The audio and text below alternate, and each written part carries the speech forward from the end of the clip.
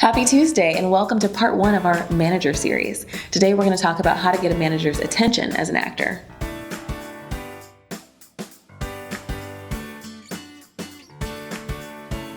Hello, Asia Ray here, and over the next few weeks I'm going to be talking with Alex Czuleger of the Green Room Talent Management Company in Los Angeles. Alex, thank you so much for joining us. I appreciate you having me. I've been a big fan of your blog for a long time. Oh, thank you. That's awesome. So, a little over a year ago, we did an agent series, and I'm really excited to be here in your offices to get the perspective of a manager in the whole process for those actors who are watching. So as we get started, I actually want to start with a kind of a basic question. What is the major difference between the roles of a talent agent and a personal manager in the life of an actor, an emerging actor? As you can imagine, it's a question that we get quite often, which is always a great question. And it's something that I think over the last few years I've been able to sort of come up with two relatively succinct answers to that question. There's really two ways to answer that. Number one is that there is the legal definition, and then there is the more practical definition between the two. First and most easily understood is the legal definition, which is an agent is licensed by the state of California to procure work for their clients, and a manager is not. But what tends to affect actors' lifestyles and their working relationship with either an agent or a manager more is how that particular representative affects their particular career. As we all know, there are some actors out there who have a manager and no agent, some who have an agent, no manager, some who have both, some who have many more representatives past that.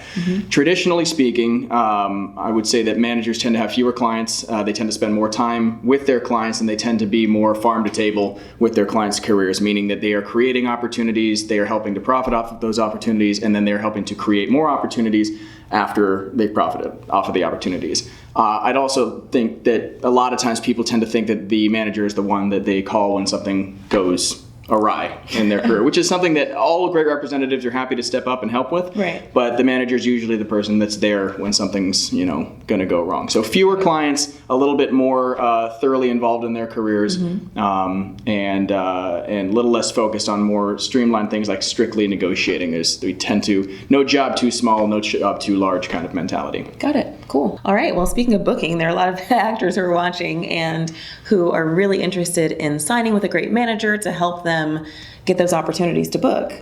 What would you say are the qualities that attract you to an actor? Give me maybe three or something. Maybe three or something. I would say that there is one quality for me that it goes through all of my actor clients. All of my actors are very, very different, but they're all exceptional people. But the one quality that goes through their entire, each of them as a person in their careers, that they would be doing their best work possible with or without me. You don't want someone who you as a representative have to create their motivation for them. You want someone who wakes up every day and says, I want to be a star, and they're looking for someone like myself who wants to help them do that. Right.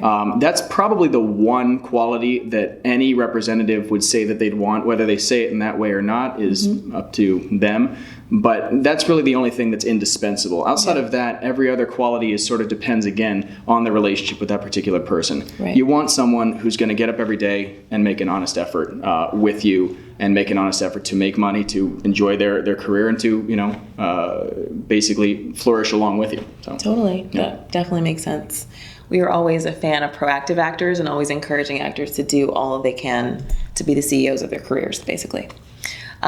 So that brings me to another question. A lot of our actors do workshops and industry showcases, and like I was in the ABC Diversity Showcase, for example. If you're at one of these showcases or industry panels, what are you looking for in the actors that you see? What interests you and makes you want to learn more?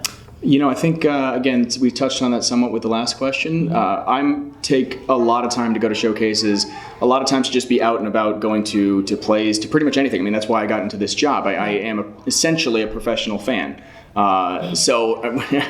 Which is something I take very seriously. So when it comes to the showcases, I think a lot of times, a lot of actors that I've seen, a lot of performers, any performer, get bogged down in a lot of information that they feel has been generalized for them. Like they need to have this particular headshot, that particular look, this, that, whatever. A lot of times we get caught up. There's different racial backgrounds, like the Latinos are booking, or the African Americans are booking, whatever it might be. Again, the quality of their performance is always what's going to matter. At the end of the day, whether it's a showcase, whether it's a play reading, whatever it may be, we're looking for people who clearly enjoy what they do, because we know it's going to likely be a long time before we make any real money with that person. So we want to find someone who enjoys it so much that they would be doing it for free, hopefully not for free too long. Absolutely. That actually kind of reminds me. I think a lot of developmental actors find that they have trouble just connecting with people who want to represent someone who hasn't proven themselves yet.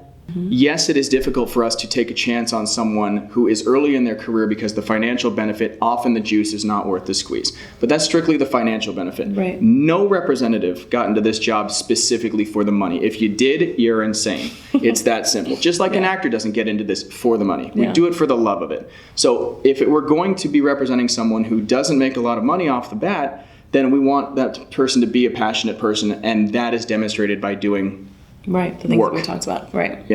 Getting together with your friends, read the words on the page, it costs you no money, and eventually you're going to put that on camera, and eventually you're going to put that on YouTube, eventually someone's going to see that. And if it's quality, the quality will rise to the top. It always does, every single time. You just never know when. Totally. I think it's very inspiring to just remember that it is a, what am I looking for? A meritocracy, like in the long run. I think that a lot of people see people get lucky and they feel like, but there are a couple lottery winners, right? And then there are the people who have been working for years and years and years and who have just been doing it for a while and they just are really, really good.